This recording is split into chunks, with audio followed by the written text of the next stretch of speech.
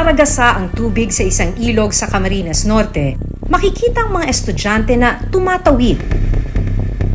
Ilang sandali pa, makikitang nawalan ng balanse ang dalawang mag-aaral. Ay, Diyos ko! May tulong! Dali! At mabilis silang tinangay ng tubig. Sumunod namang inanod ng tubig ang isa pang bata. Ay! Yung tulong! Sa kalayuan, halos hindi na makita ang tatlong mag-aaral sa lakas ng agos. Makaligtas kaya ang tatlong bata sa rumaragasang ilog? At bakit nga ba walang tulay sa lugar? Ay, Diyos ko! May tulong! Dali! Ay!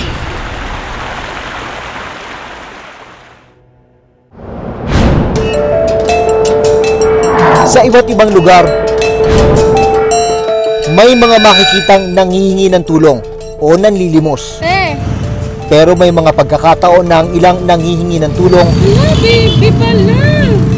modus o budol pala. Kuya, wag mo na bunutin yan! Tulad na lang ng lalaking ito sa viral video na aakalain mong natapon ang dala niyang bigas. Magkano yung bili mo dyan? Pero natuklasang peki pala. Dahil hindi lang isa kundi 3 beses niyang ginawa ang modus sa 3 magkakaibang lugar para makapanloko. Ang isang babaeng ito naman, hawak ang isang karatula habang nanlilimos. Nakalagay dito ang larawan ng isang batang may sakit na anak umano niya.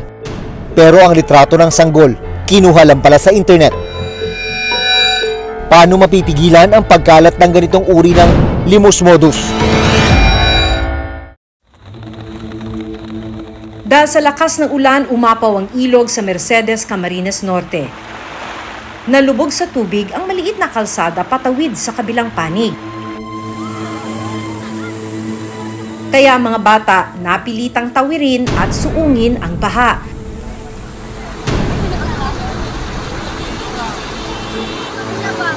Pero hindi nila inasahan ang mga susunod na mangyayari. Kuha ang cellphone video na ito sa isang barangay sa bayan ng Mercedes sa Camarines Norte noong January 8. Pinauwi na kasi yung mga mag-aaral dahil masama na raw ang panahon. Ang problema, kailangan nilang dumaan dito sa kalsada na lubog na sa tubig baha. In fact, yung kumukuha ng cellphone video, maririnig mo na nagpapanik dahil malakas na yung ragasan ng tubig. Tapos, ang dami ng mga estudyante na tumatawid dito sa lubog na kalsada. Hanggat maya-maya pa, ay may mga tinangay na mga estudyante.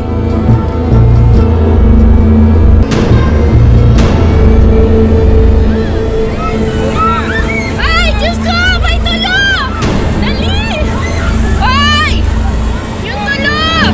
Bilis!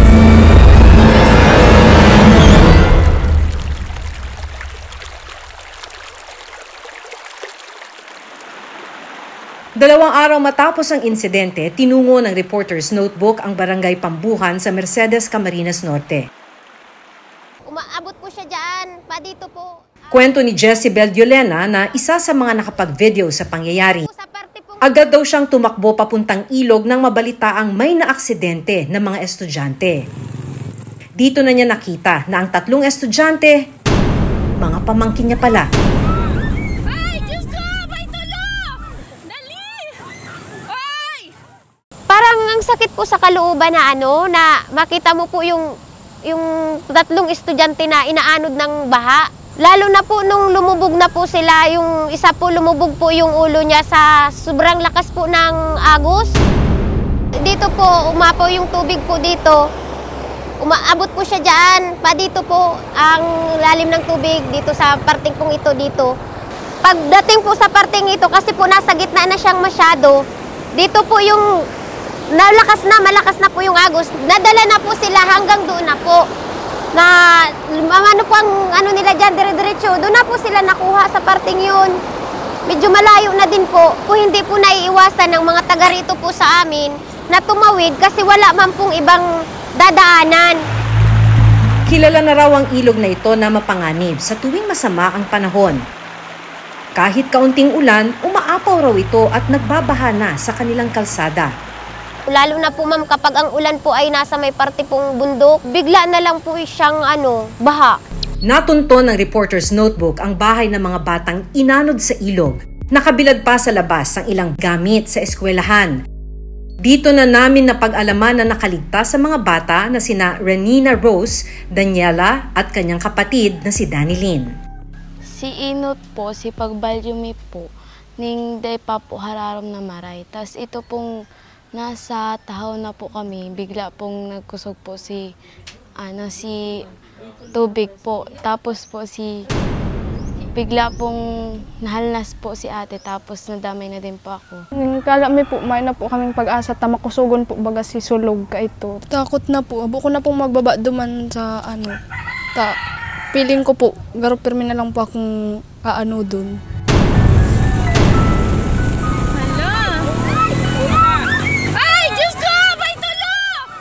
Makalipas ang ilang minuto na pag-anod kina Daniela ng rumaragas ang ilog, nasagip sila ng ilang residenteng naghahanap buhay sa may ilog. Ayon sa isang nag-rescue, hindi na raw siya nagdalawang isip na lumusong at sagipin ang mga bata. Nakita ko na natumba na, tapos yun, tinakbo ko. Tapos pagkatakbo ko po, nadulas din ako, kaya tumalon na lang po ako para mahabol ko din po sila. No choice na rin po kami. Kasi buhay ng tao din po yung nakasalalay doon eh. Namumutla na yung isa eh. Parang hinang-hina na siya eh. Ang ina ni na Daniela at Danilyn, hindi raw maipaliwanag ang kaba nang mabalitaang naaksidente ang kanyang mga anak. Sobrang takot na po at saka dalawa po sila. So nung nakita nyo na sila tapos nakaligtas pala? Hindi ko ma-explain ma'am kung paano. Basta po, nagpasalamat na lang po ako sa mahal na Panginoon po at nakaligtas po yung dalawa. Pero sa pagsisiyasat ng reporter's notebook, lumalabas na may tulay pala dati sa barangay Pambuhan.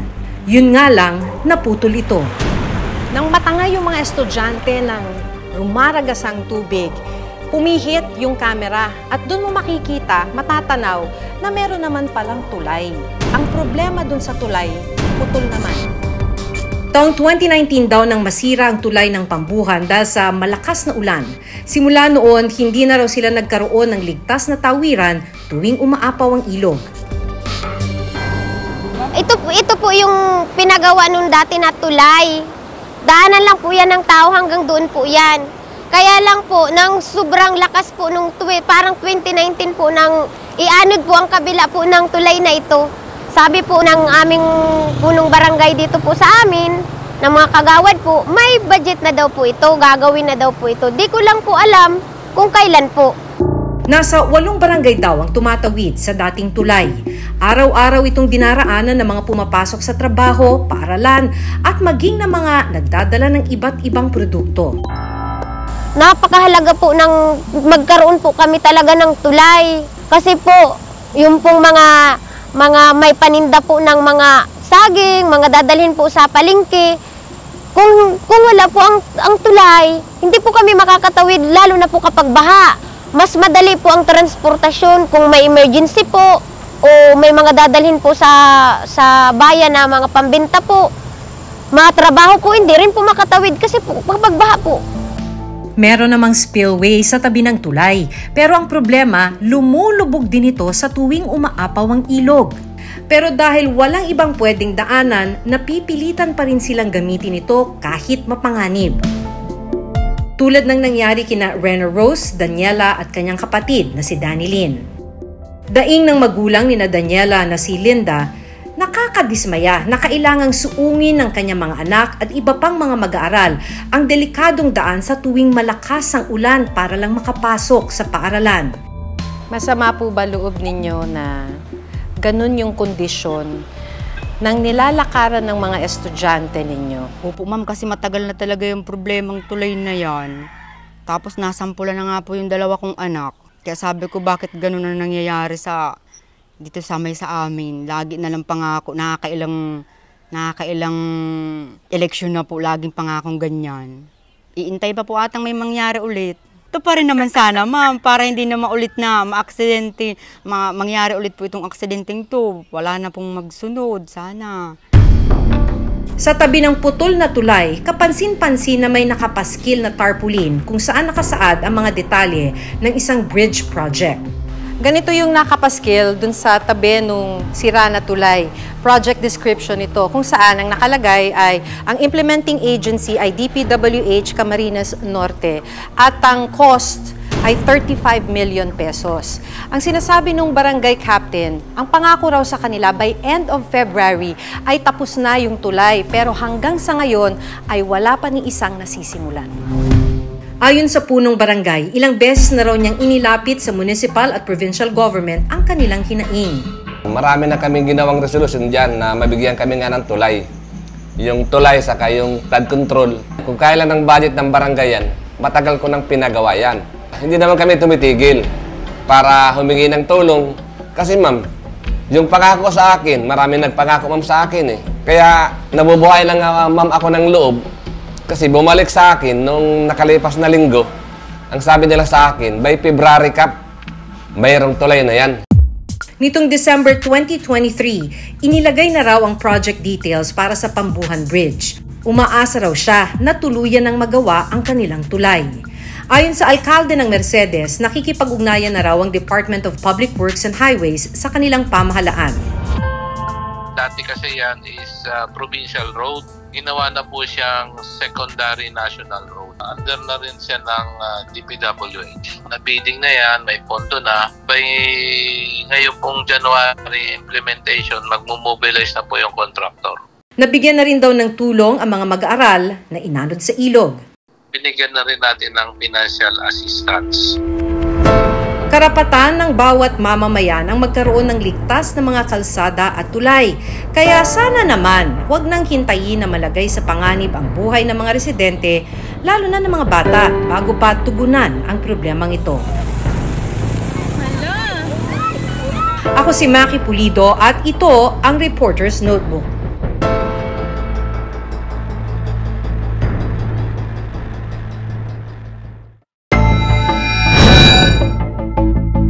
Kamakailan ay sumikat ang isang lalaking nakakulay orange na damit na di mo rin napagkamalang kasama sa laglag bigas modus. Namataan siya sa ilang lugar sa Santa Rosa, Laguna, Naiya at Las Piñas.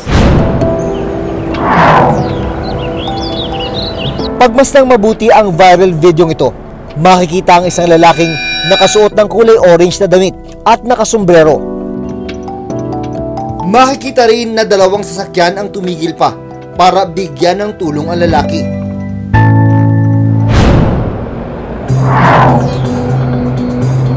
Pero sa isa pang viral video na kuha naman sa Las Piñas City, makikita ulit ang lalaki. Suot ang parehong orange na damit at sombrero. At tulad ng eksena sa Laguna, parehong natapon din ang dala niyang bigas. May tumulong din sa kanya. Kunin mo na ito. Doble ng plastic, madadala mo ito. Kunin mo na. Pero hindi pa rito huling nakita ang lalaki. Kuya, huwag mo na bulutin yan. Sa isa pang viral video sa may Naiya sa Parañaque City, nakunan ulit ng video ang lalaki. Suot ang parehong damit at sombrero. Gaya ng nakunan sa Laguna at Parañaque, natapon din ang bitbit niyang bigas. Delikado ito dahil sa dami ng dumadaang sasakyan sa lugar. Bumili ka na lang ha, huwag mo nang bulutin yan ha. Baka mabunggo ka kasi dyan eh. Yan lang kaya ko. Dahil sa awa, tinulungan ng delivery rider na si Marivic ang lalaki. Binabaybay ko po ang Naiya. Doon ko po siya nakita na walang tumutulong sa kanya eh, na kahit isa. Nasa gitna po siya ng kalsada. Huwag mo nang bulutin yan. Dito ka na lang. Bigyan na lang kita. Hindi na ako nagdalawang isip na tulungan siya dahil nga po sa nakita kong bigas na natapon sa gitna ng kalsada. Magkano yung bili mo dyan? 150 pa. May 50 ka ba dyan, boys? Binigyan din nila ng pera ang lalaki sa pag-aakalang totoo ang nangyari sa kanya. Ito naman po si Kuya Rider, nagbakasakali lang po ako na madagdagan yung pera dahil kulang po yung dala ko. 100 lang po talaga yung pera ko noon. 150, nagkakalagang 150 raw po kasi yung bigas na natapon. So parang gusto ko pong i-fix po na maibalik yung 150. Nang i-post ito ni Marivic sa social media, dito na niya nalaman na isa pala itong modus. Nakikita na namin siya sa mga Facebook, trending siya, na sa iba't ibang lugar ginagawa niya po yun. Para masiguro kung totoo ba ang laglag bigas modus ng lalaki, hinanap ng team ang mga lugar kung saan siya namataan. Una naming pinuntahan ang kalsadang ito sa Laguna. Hindi ko pa nakikita yan, pero kadalasan yung mga namamalimos banda doon. Kasi nung Pasko may mga nagmamalimos doon eh. Hindi ngayon ko lang yung nakita. Pero may nakikita ako mga ano naman doon natatanda. Pero wala ni isa sa mga napagtanungan namin ang nakakita o nakakakilala sa lalaki. Ngayon lang siguro yan. Lagi naman ako nadaan dito eh. Ngayon lang yan naglabas. Sinubukan din naming ikutin ang highway sa Parañaque. Nagbabaka sakaling makita ang lalaki sa video, pero wala siya rito. Hanggang sa napag-alaman namin na may post sa social media ang nagpakilalang kapatid ng lalaki sa video. Pero ayon sa post ng kanyang kapatid, meron palang mental condition ang lalaki. Para kumpirmahin ito, sinadya namin ang barangay kung saan nakatira ang lalaki sa video. Na-identify niyo po ba yung lalaki na nandito sa video? Yes, ma'am. Kilala ko po siya. Kinumpirma rin ng barangay na may mental health condition ang lalaki at tinutulungan nila ngayon para magpagamot. Kinuha siya dyan sa lugar namin tapos pinagamot. Makikita mo naman sa ano niya, sa kilos niya, pananalita niya na may mga ugali siya na iba kaysa sa normal na tao. Sa Binyan, Laguna naman, naglalakad ang isang babae habang hawak ang isang karatula. Isang charity vlogger mula sa San Pedro, Laguna ang nakapagdokumento ng isang babaeng nanghihingi ng tulong. Ang babae may dalang tarpaulin na merong larawan ng kanyang anak na meron daw sakit. Nadaanan ng content creator na si Jennifer Alon-Alon ng babae. Parang nadaanan lang po namin siya kasi nasa parang stoplight. Tinanong ko siya kung pwede kong makita yung nasa loob ng tarpaulin. Pwede kong makita? Oh, baby pala! Kanina pong anak yan! Sa inyo po? Ayun, nagulat ako. Bata na may mga parang may mga nakakabit sa kanya. Babalikan kita dito ha, dito mismo ha. Hahanapin kita dito sa lugar na to. Tapos sa ngayon, ito muna panggastos mo muna ha. Dahil sa awa, nagbigay ng tulong si Jennifer sa babae. Tapos sabi ko sa kanya, hingiin ko yung number niya para in case na may magbigay ng tulong, tatawagan ko siya. Pero sabi niya sa akin, wala nga daw po siyang cellphone. Sabi ko na lang, sige po, babalikan ko po kayo. Binalikan ni Jennifer ang babae para muling bigyan ng tulong. Samahan kita papunta doon, tapos dalahin natin yung mga magpapaabot ng tulong. Malayo po yun eh. Sa Batangas lang sabi mo sa akin, di ba? Bacolod na po. Dito na siya nagduda sa ilang sinasabi ng babae. Bakit nasa Bacolod naman? Nilipat daw po. Ang layo naman ng nilipatan. Kasi syempre, yung mga nagpaabot ng tulong gusto makasigurado na talagang mapupunta dun sa bata.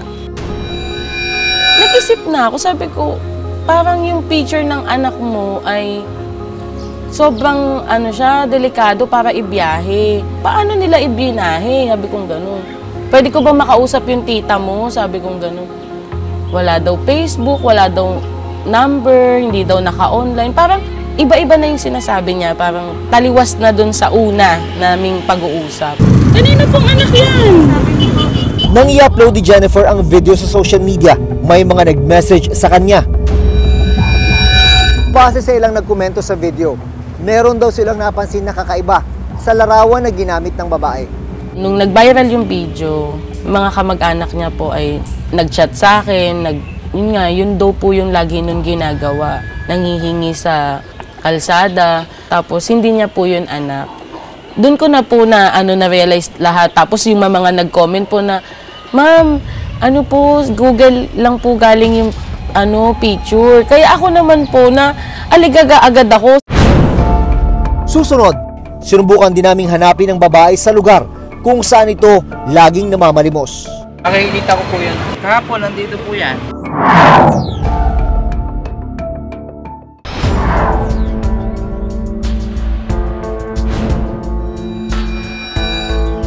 Sinubukan din naming hanapin ang babae sa lugar kung saan ito laging namamalimos.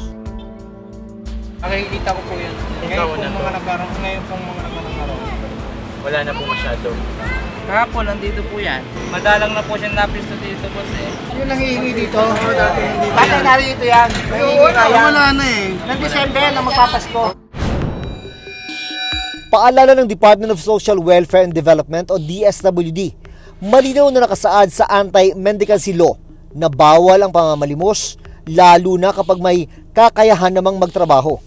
Bawal din ang paggamit ng mga bata para manlimos. Pwedeng makulong ng hanggang 4 na taon ang sinumang nasa wastong edad na lalabag dito. May parusa rin para sa mga nagbibigay ng limos. Yun nga lang, 20 pesos lang ito. Ang mga bata naman na ginagamit sa panlilimos ay dadalhin sa mga DSWD shelter. Ang mga may kondisyon sa pag-iisip tulad ng lalaki sa video ay pwede rin daw tulungan ng DSWD at Department of Health o DOH. Kasama rin po sa mga tinutulungan nga natin yung mga poor, marginalized and vulnerable sectors, including yan yung ating mga kababayan yung may mga special conditions. So yes, yung mga programa po ang inyong DSWD na maaaring itulong sa kanila ng tulong pinansyal para sa kanilang pagpapagamot.